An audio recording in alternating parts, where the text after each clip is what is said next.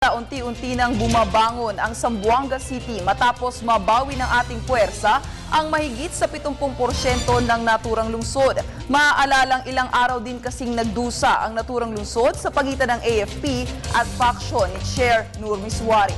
Para sa detalye, balitaan mo kami, George Bandola. Unti-unti nang nagbabalik sa normal ang pamumuhay dito sa Zamboanga City matapos ang ilang araw ng tensyon sa ginawang pagpasok ng mga MNLF Miswari faction sa 6 na barangay dito sa lungsod.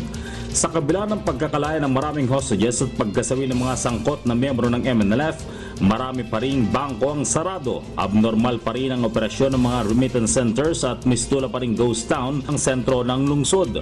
Pero di kalayuan sa lugar ng bakbakan, patuloy na nagtitinda mga kababayan nating wala namang ibang paraan para buhay ng sarili at pamilya at hindi maging pabigat sa pamahalaan. Okay naman, kahit pa paano. Bebenta pa rin kayo? Pandito pa rin kami, pero pag magtakwento sa amin ang pulis, tatakbuhin kami. Sabi na lang, alis na kayo dyan, para niyang benta ninyo, iwan niyo na. Alis din. Tuloy pa rin ha? Kahit pa paano? Oo. Kahit pa paano, wala kami. Basta may bigas. Pero katulad ng malaking bahagi ng lungsod, abnormal pa rin ang operasyon ng mga barkong pangalakal at pampasayero sa pantalan ng Zamboanga, mga ro-ro vessels patungong Tawi-Tawi, Sulu at Basilan. Mismong si ARMM Regional Governor Mujib Ataman na ang nangunguna kung paanong hindi mababalam ang operasyon ng mga sasakyang pandagat ng Well, halimbawa sa Basilan at Sulu, nagre-request na tayo yung mga CMC nila for the normal trips. Pero syempre, ang isang malaking consideration din dito, yung security arrangement dito sa Zamboanga City. Kasi nga dito magdadak at dito nagsimula ang gulo.